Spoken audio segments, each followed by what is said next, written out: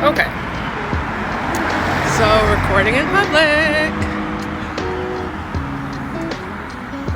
Okay, I'm speaking to myself first before I'm talking to anybody else, and it really is just like,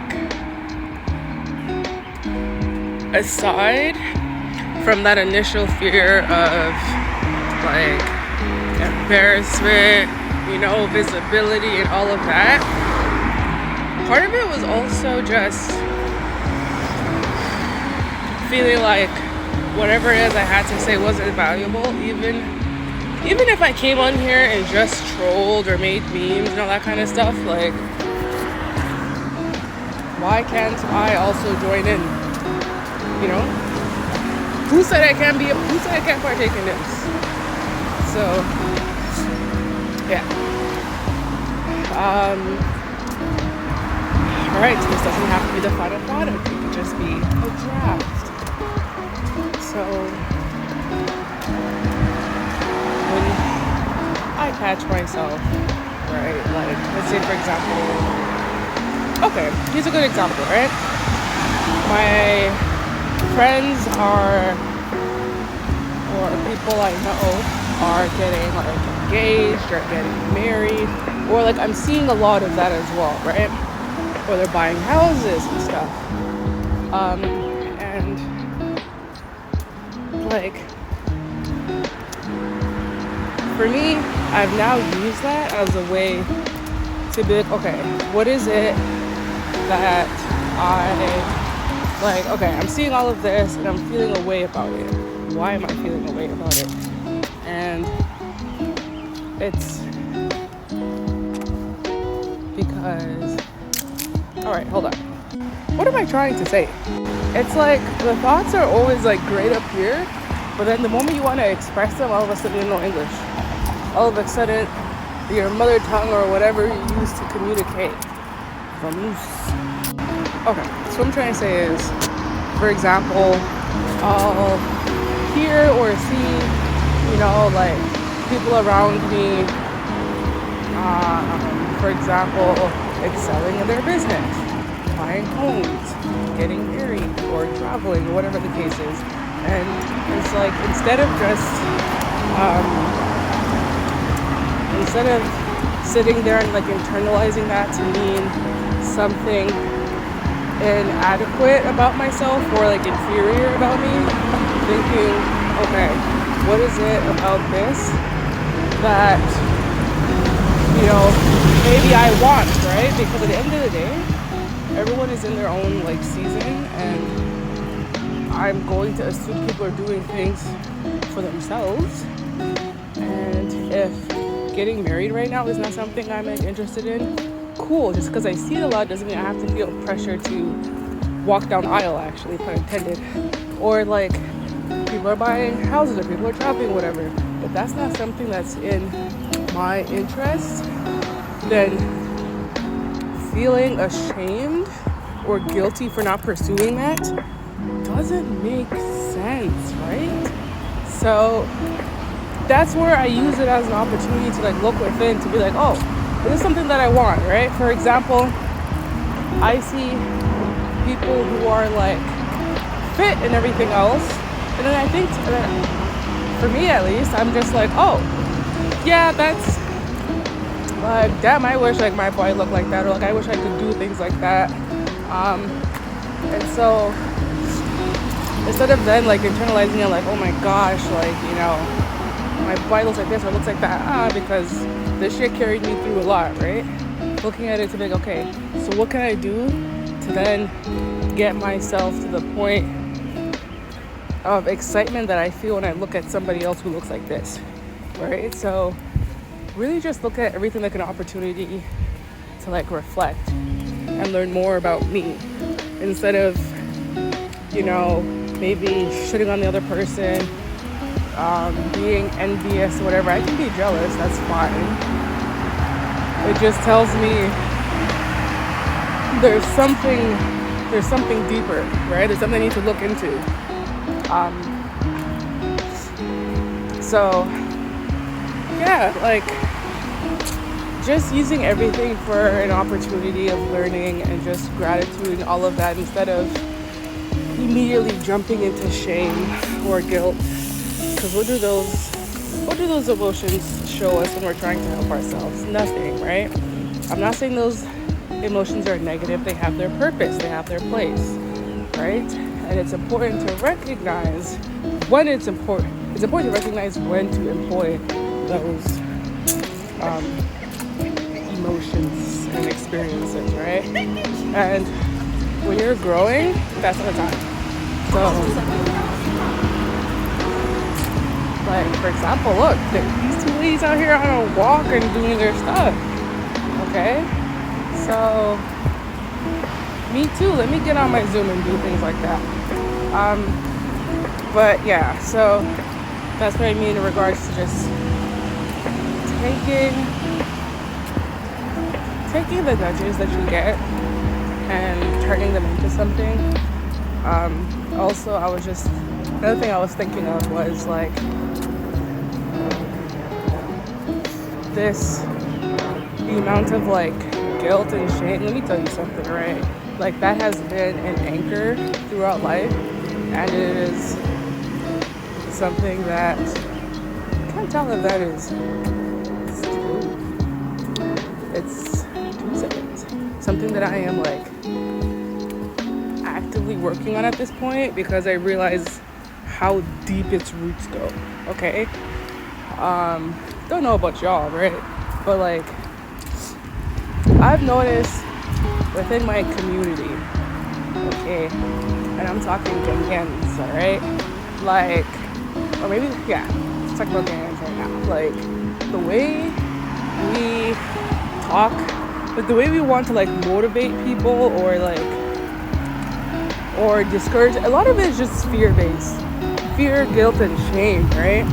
So, you know, instead of it just being like, oh, you want to become a pilot, you haven't able to become a pilot before, it's, have you ever seen someone become this? Or like, okay, basically, I don't even have the examples for it right now, but y'all know what I'm talking about, where it's, instead of it just being a simple like, oh, I don't know, maybe don't do this or maybe don't do that, or like whatever the case is, it's cranking it up to 10 and like descending on you.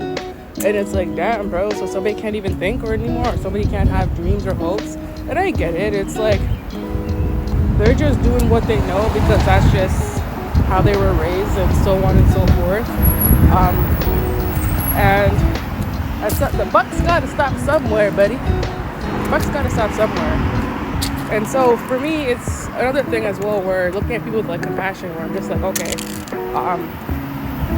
you speaking like that has nothing to do with me and everything to do with you, because you could have chosen to speak to me in a different manner and you did it, right?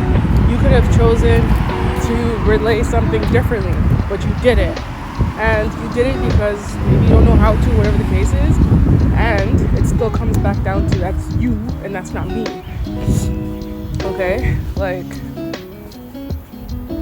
when I look back to my experiences and seeing like, oh wow, like okay, I was a bit harsh here or whatever the case was, it came down, regardless of what the other person was doing, it came down to me and where I was at that time mentally, or like whatever the case was. And so that's how I then expressed myself, right? I was harsh to you because I was harsher to me, right? Like, I spoke this way to you because that's what I knew at the time. So that's how I'm going with it, where I'm like, okay, it really is putting myself in other people's shoes, or I guess, yeah, to realize that like a lot of things aren't just intentional, they're just accidental sometimes, or they're just unconscious. And yes, it leaves us with the lasting impacts, but then what do we do to take care of ourselves should we encounter that? So like I was thinking about, for example, when you have a relationship with someone, right? Like a connection with someone, and they also have a connection with someone else that you know, right? So let's just say someone is A, you're B, and then there's like a C, right? And your connection with A, you're realizing that actually I don't want this person, and like I don't want like I don't want a close relationship with this person, right? And the pressure that I've been feeling to keep this person in my life is mainly because of A's relationship with C, and not wanting to like put a strain or impact that. And in reality, right, like A with C is A and C, A with B is A and B, B and C, B and C. Like why is all of this pressure to be like, we need to keep the peace? Forget the peace, bro. The peace is being disturbed within me. So then what, right? Where are we keeping the peace? If I'm focused on keeping it externally and it's eating away at me, that's not keeping the peace, right? In order for me to keep the peace, okay, outwardly, I need to keep it inwardly, all right? And that feels like saying a whole bunch of nothing right now. The point being like, the point being, if I realize actually my relationship with A doesn't align to what I want around me, okay? And so therefore I'm going to take a step back. I'm standing in that decision, and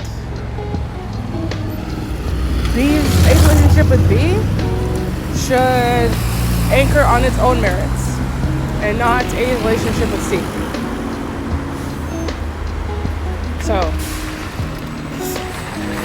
yeah. Just keep practicing, and then eventually it'll be one quick wonder, you know? Where we won't have to do as many things. And you just record posts, right? And that's where I want to get to, so that's where I'm practicing this. But yes, my point being, like, friends, family, whoever, right? If you realize your connection with that, like you no longer want a certain level of connection with that person, you decide to take a step back, and then you're also concerned with the impact that it'll have on somebody else, understand that there is an inherent issue, and it has nothing to do with your decision to take a step back, right? An example. I was in a friendship trio, right? One of the people and I no longer talk. Cool. I don't like. Oh, okay, we no longer talk. Our mutual friend and I are still close. We're still really close, right?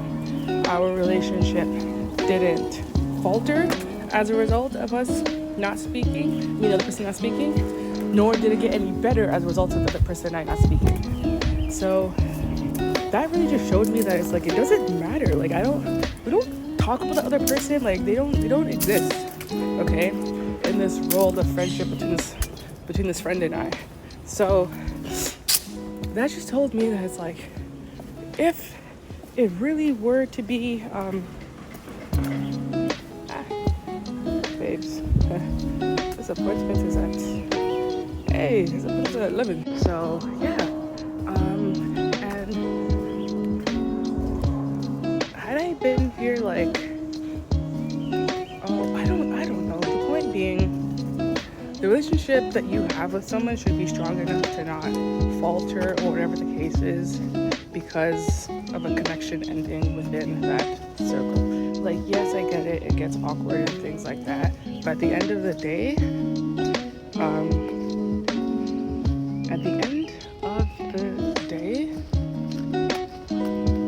if your connection with someone is genuine, it'll withstand that, right? So another example is family, right? I'm noticing some dynamics where a lot of the time it's just, we just want to keep the peace and all of that, but in reality, who are we keeping the peace for? And 9 times out of 10, I'm gonna even go as far as say 10 times out of 10, we're keeping the peace for somebody that's the issue. Like, how are we not waking up to this right now? It's like, oh, well, let's just keep the peace. We're tiptoeing whatever around this person, but inside of ourselves, there's turmoil. Like, keep the a piece for them because what? So they can continue on this false sense of superiority and grandiosity. So listen, bro, y'all can do all of that. I am, hey, learning me and all that comes with it, and it's realizing I no longer want to keep the peace for others. Okay, my focus is on keeping it for me, and if that means taking a step back from someone, then so be it, regardless if they're friends, family. I don't care what the relationship is, okay? Don't care. Because if the thought of you has my nervous system shaking, doing the Dougie, like, I know. Okay, no. That is enough evidence for me to prioritize myself. And I understand the possible repercussions it could have with others in the connection, especially when it comes to family, right? But yeah, I'm gonna go as far to say I don't want to care anymore. Like I don't, because I'm so focused on like what others like. I want to release the hold that like other people's perception has on me, okay? And like because of my background and experience and upbringing, I often put myself at the back foot, okay? Immediately showing up to the table disadvantaged and feeling inferior, when in reality it doesn't need to be that way. Like, okay, so you grew up a certain way, okay, and what? Like, or you had a certain experience, okay. And does that automatically make me inferior? It does not. And instead of showing up as that, just show up as myself in the moment and see where that takes me, and then I can learn more about myself and the other person in the interaction, right? Because you show up as if like a aloof lost puppy, and the other person who's a wolf will take advantage of that. And when you awaken and realize you're being taken advantage of, that's when the table starts to shake and people start to be confused. Then you start taking your power back, and they're like, why don't you want me to oppress you anymore? Why don't you want me to why don't you want to stay under my thumb? Because I'm realizing that's not my place to be, and I'm sorry to myself for even thinking that like your behavior was acceptable, or even putting myself in this situation. And now that I know that people like you out there exist, okay, and no, and I'm actually trying to think, like, is that how I want to like frame this? I'm not framing it as in like the other person is the bad person, and I'm just like this one who's protected all the time. I'm just mainly saying like I was lost, and I came across somebody who probably knows who they are, or whatever the case is, and their behavior was harmful to me and to my healing, and so no more. Yeah, so I guess really what I'm trying to say is start realizing what's best for you. Start taking stock of how you feel around certain people. Sure, note down their relation to you, and note down like any possible repercussions if you choose to do that, or you can just be like, I don't like how I feel when I'm around this person. How come? And when you start digging deeper and you get to a place where you're like, oh, I don't like how I feel because maybe my values are like, I don't know, respect or whatever, but this person doesn't align with that, and it's big enough to disturb your peace, then you gotta figure out at that point what you want to do with that information, right? Or you analyze and you're like, oh, I don't like being around them because, I I start feeling, let's say, broke, for example. Okay, why do you feel broke? Oh, well, because, like, I don't know, they can afford certain things and I can't. Well, in that situation, different ways to go about that, right? Like, can you bring up to this person that maybe you want to eat at certain places, or maybe you excuse yourself from certain excursions instead of putting yourself in situations that you cannot afford. Or if there is something there that drives you, that you realize actually it's because I really wish I was in a position to do things like that, and I can't or don't, and so it makes me feel inadequate, then like that's something to take stock of as well, and see what you can do about that. And then see what you can do about that to like become the person you need to become. So yeah, there's only so much healing you can do on your own. The rest of it really comes from like connections with others, and that'll show you the areas of growth for yourself. And so that'll show you the areas of growth within yourself, the areas of improvement. And I was also thinking about like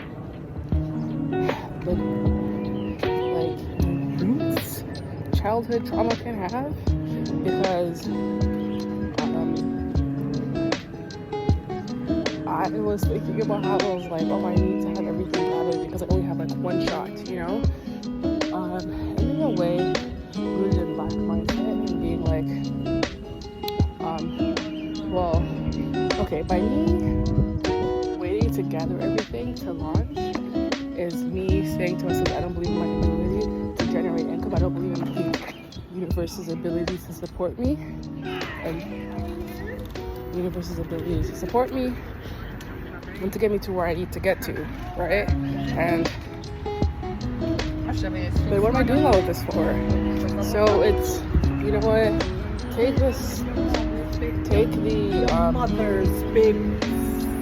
take the steps to do what you need to do to make sure. Okay, that's good. So take the steps to do what you need to do. I'm just gonna go this way real quick, and then hopefully cross that way. Oh, okay.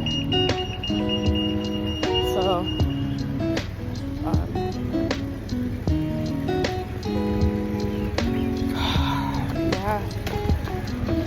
also feeling like, there were times where it's like, we had one thing with my parents or whatever the case was, I need to get it right. And so really taking that with me and being like,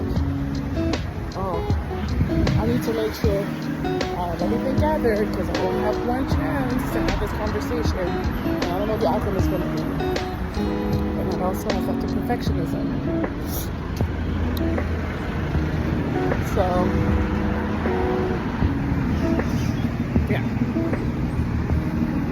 get it out there. Do what you need to do in the format that works for you. Don't compromise your message. You can utilize the tools of the world and still get out what you need to say without feeling like you need to conform in any way.